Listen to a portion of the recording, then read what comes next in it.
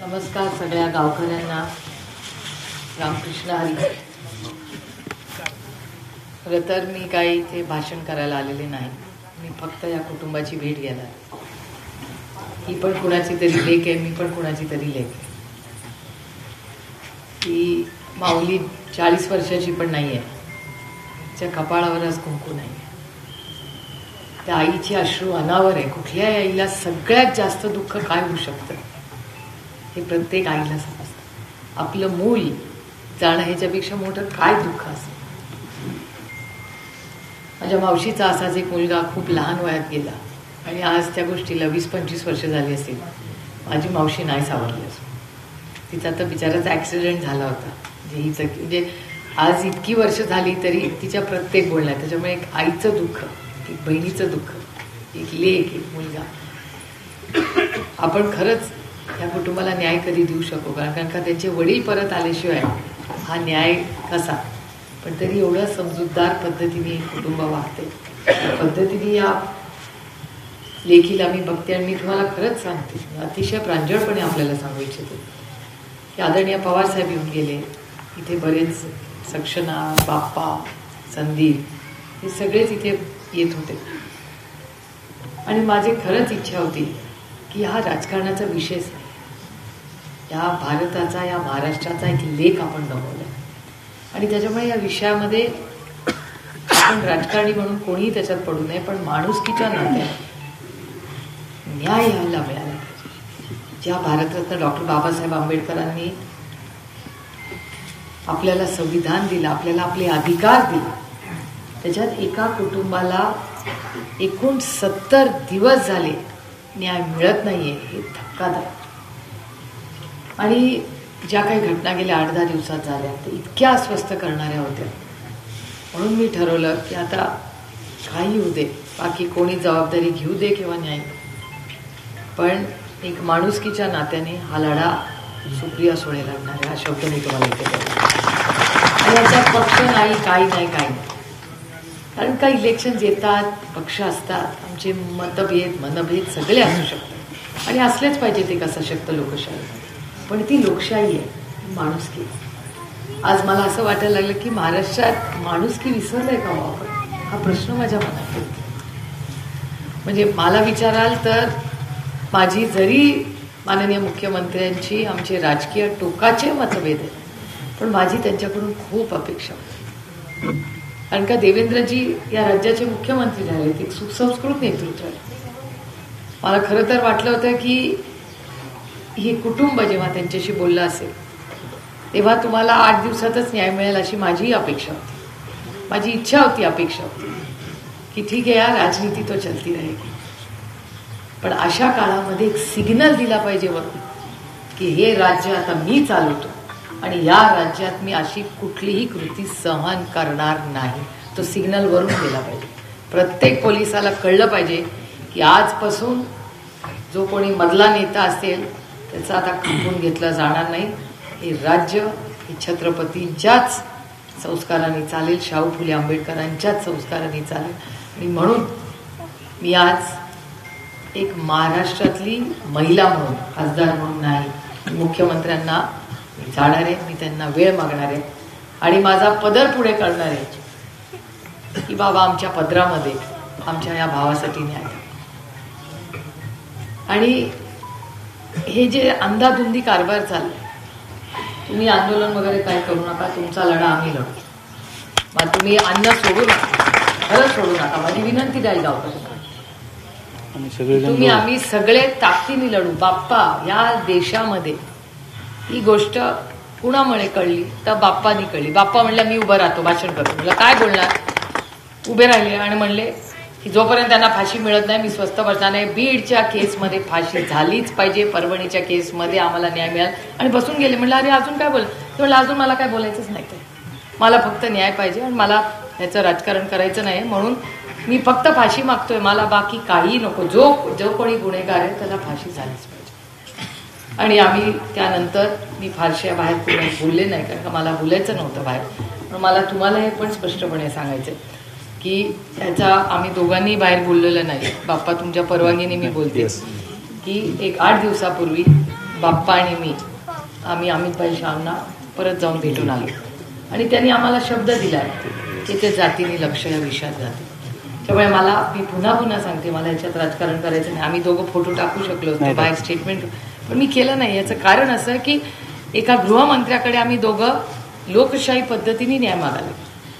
बाप्पा आधी भेटून आले होते, आम्ही परत परवा भेटून आलो आणि माझी अतिशय विनम्रपणे प्रांजळपणे त्यांना हात जोडून विनंती की बाबा ह्याच्यामध्ये मग पोलीस असू दे, अधिकारी कोणीही गुन्हेगार असू त्याची गय करू.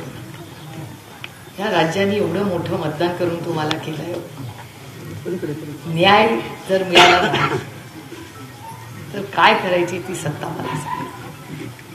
आता त्यांनी मला त्यांच्या कुटुंबाचा एक फोटो दाखवला, अप्रतिम, म्हणजे दृष्ट लागली तुमच्या फोटोला मला विचार. आणि मी तुम्हाला शब्द देते की मी कोणाला कुठे भेटणार नाही, काही करणार नाही आणि कॉम्प्रोमाइजचा तर विषयच नाही. सत्यमेव जयते, सत्याचाच विजय झाला पाहिजे. जो कोणी याच्या मागे असेल त्याला आपण फाशी ही मिळालीच पाहिजे. मी या मुलीला शब्द, मी त्याच्या आईला आणि आजीला याचा शब्द दिला की ह्याच्यात राजकारण नको. तुम्ही म्हणतात असं काय कुणाचं होईल त्याला आपलं काही देणं देणं नाही, पण ह्या बीडमध्ये ही सगळी जी मस्ती आहे ना यांची ती उतरलीच पाहिजे. ही सत्तेची आणि पैशाची मस्ती आहे. सत्ता आणि पैसा आयुष्यभर टिकत आणि ती कशाने भांडायची, ती लढा सत्यानीच मोडून काढायचा. आपण सगळे जोपर्यंत एकत्र आहोत ताकदीने लढू. तुमच्या काय कोर्ट केसेस असतील, काय असतील, स्वतः मी बघेन. मी स्वतः तुम्हाला न्याय मिळाल्याशिवाय स्वस्थ बसणार नाही.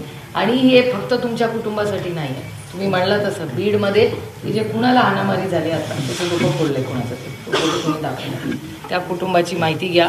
त्या कुटुंबाला पण आपण न्याय, हे कुठेतरी थांबलंच पाहिजे. ही गुंडागर्दी थांबलीच पाहिजे. बीड मधली प्रत्येक महिला मन मोकळेपणे जशी मी राज्यात आणि देशात फिरते तशा तुम्ही फिरल्याच पाहिजेत. तुम्हाला काळजी वाटता कामा नाही माझी लेख बाहेर. कसं काय करते प्रशासन? मग सत्तेमध्ये बसला ना, विकास विकास विकास हा यांचा विकास आहे. जर माझी लेख जाणार असेल, ती मगाशी आई मला म्हणत होती की माझा लेख बाहेर गेला. तुम्हाला माहितीये तुमची आई काय म्हणली? मला तुमची आई मला असं म्हणाल्या की जेव्हा माझा लेख बाहेर जातो तो घरी येईस तोवर माझ्या काळजात अशी चिंता वाटत असते. याच्यासाठी महात्मा गांधी लढले, याच्यासाठी या देशात स्वातंत्र्य आलं की या माऊलीला मुलाचा बाहेर गेल्यावर दुखदुख वाटते की माझा लेख परत घरी येईल का नाही. हे प्रशासन आहे, हा महाराष्ट्र आहे, हा चव्हाण साहेबांचा महाराष्ट्र आहे. मी तुम्हाला शब्द देते की ही लढाई आज तुमची नाही, ही लढाई आमच्या सगळ्यांची आहे आणि तुम्ही कोणीही उपाशी राहणार नाही. या राज्यातला माझा कुठलाही भाऊ किंवा बहीण उपाशी राहणार नाही. उपाशी राहिले तर आम्ही राहू, पण तुम्हाला आम्ही उपाशी राहू देणार. तुम्ही या लढा लढायचा नाही, आम्ही लढणार आहोत. कशासाठी आम्ही सगळे आहोत? आम्ही लोकप्रतिनिधी आहोत ना. कशाला लोकांनी आम्हाला निवडून दिले? याच्यासाठीच निवडून दिलंय ना. मी तुम्हाला शब्द देते की तुम्हाला रोज आम्ही अपडेट देत जाऊ. आणि मी मुख्यमंत्र्यांना आज विनंती करणार आहे की आम्हाला एक दिवस आड अपडेट पाहिजे की तुमचं प्रशासन काय काम करते. लपवण्यासारखं काय नाही ना तुम्हाला. मग का पारदर्शकपणे राज्याला सांगत नाहीये तुम्ही काय चाललं? अहो, जेव्हा या सगळ्या घटना होत होत्या या 15 दिवसाच्या, तो माणूस काय त्यांचं नाव वाल्मिक कराड ना, वाल्मिक कराडची हिंमतच कशी होते की व्हिडिओ काढून मी पोलीस स्टेशनला येतोय. काय समजता तुम्हाला? कुणाच्या जीवावर ही मस्ती आहे? ही पैशाची आणि सत्तेचीच मस्ती आहे ना. लाज वाटली पाहिजे या सगळ्या लोकांना. आणि हे सहन महाराष्ट्र करणार नाही. हे करायचंय. मी तुम्हाला शब्द देते की हा जो कोण 7वा आहे ना, तो कृष्णांदळे आहे कुठे? असाच गायब झाला हवामध्ये. कुठे गेला? तुम्ही मला पाणी आणा त्यांच्यासाठी. पाणी कृष्णांदळे गेला कुठे?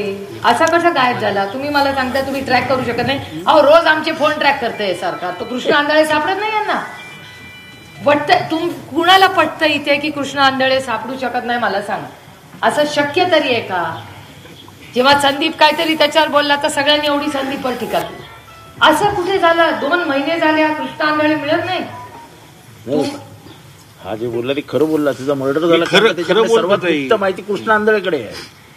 आणि मला कृष्णा आंधळेचा सीडीआर फोन पडला, कुठे गेला फोन? सीडीआर काढा तुम्ही. फोन असा जातो पुढे. आम्हाला सीडीआर पाहिजे. कृष्णा आंधळे आणि प्रत्येक जे 7 लोक अटक झाले त्यांचा सीडीआर हा फोनचा मिळालाच पाहिजे. आणि याच्यासाठी आपण सगळे मिळून लढा लढू. आणि त्याचा तुम्हाला काय बोलायचं? एसपीचे सीडीआर काढा, म्हणजे जेव्हा मर्डर झाला त्याच्या आधी आणि त्या आवाजा कंपनीच्या मध्ये एसपीचे आणि सगळ्यांचे सीडीआर काढा, डीवायएसपीचे सीडीआर काढा. आणि ताईंनी त्याचे हिंट दिली की प्रशासनानं, ताई तुम्हाला आठवत असेल की शीना बोरा नावाचं एक प्रकरण झालं होतं. आतापर्यंत महाराष्ट्रामध्ये जेवढी खूप प्रकरणं झाली ती पब्लिक मध्ये गेली.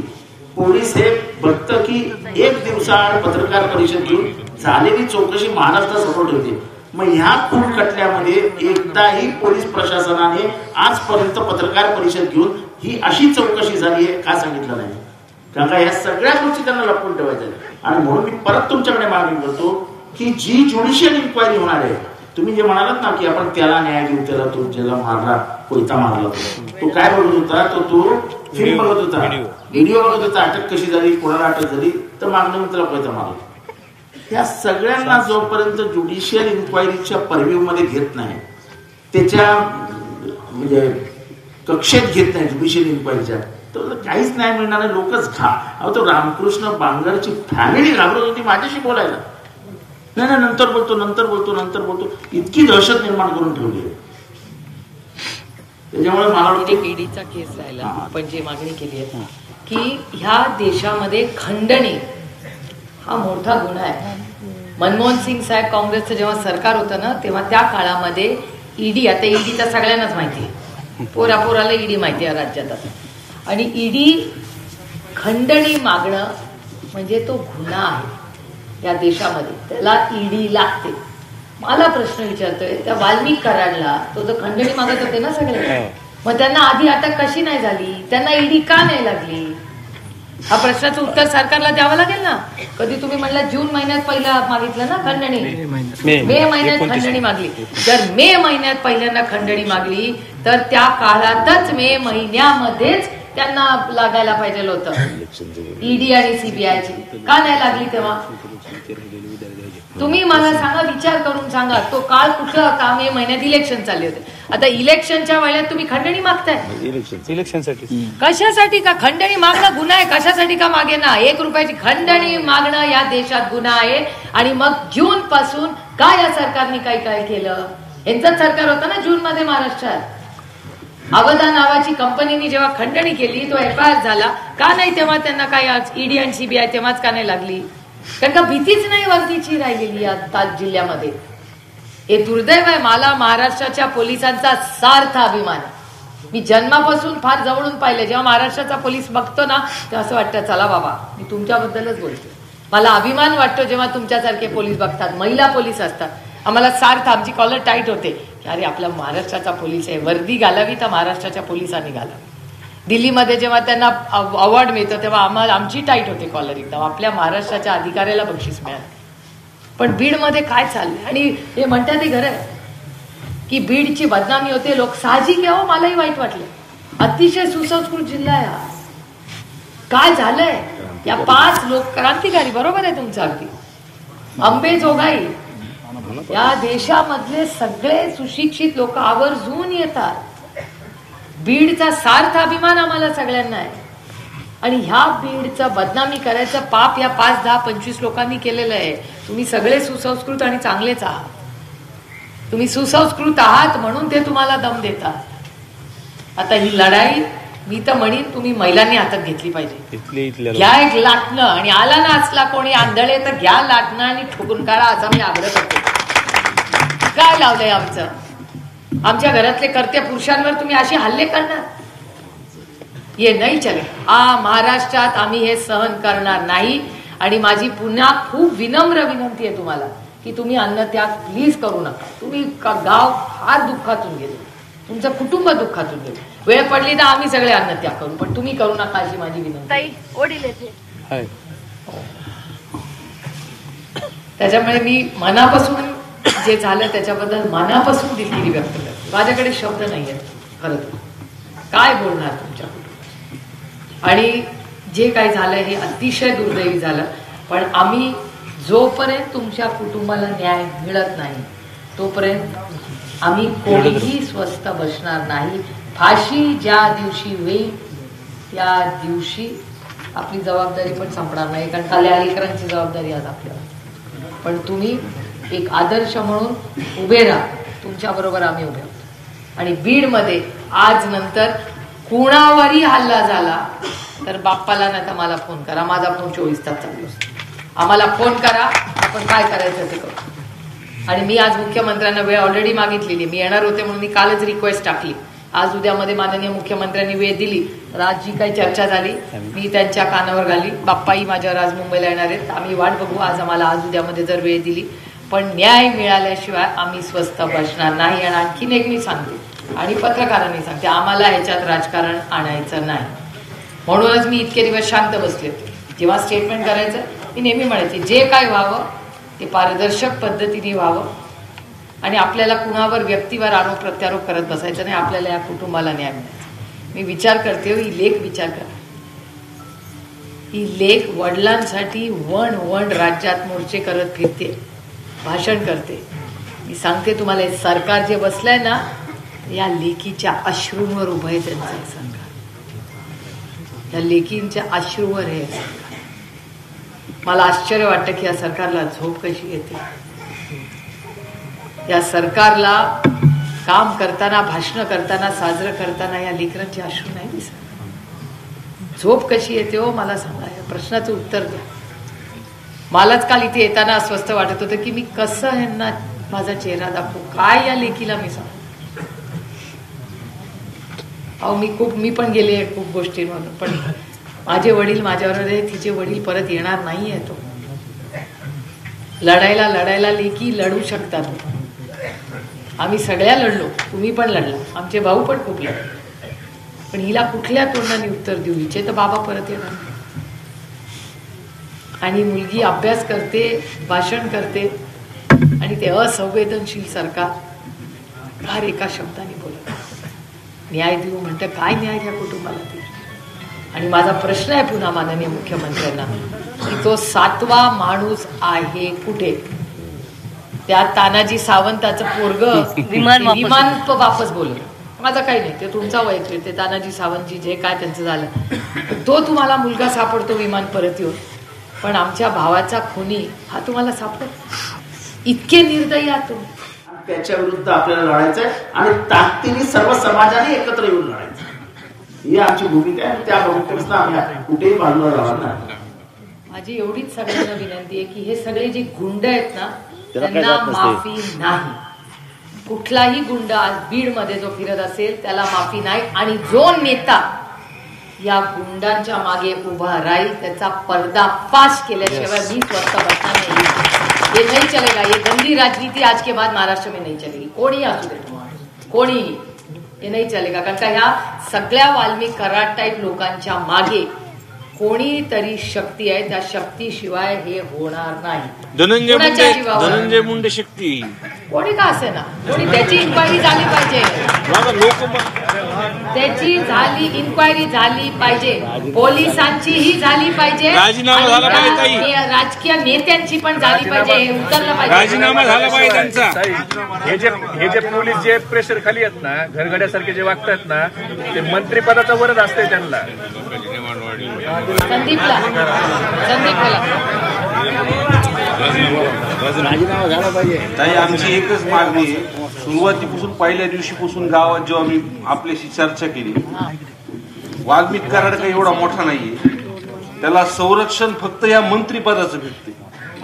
मंत्रिपदाचं जे धनंजय मुंडे साहेब जे मंत्री आहेत ना त्याचं संरक्षण भेटतंय. हे सगळं सरेंडर झाले, एका गाडीमधून येते. प्लीज मला भयंकर राग येतोय ऐकल्यावर. पोलीस स्टेशनमध्ये गेल्यानंतर हातात सगळे दोरे गंडे होते.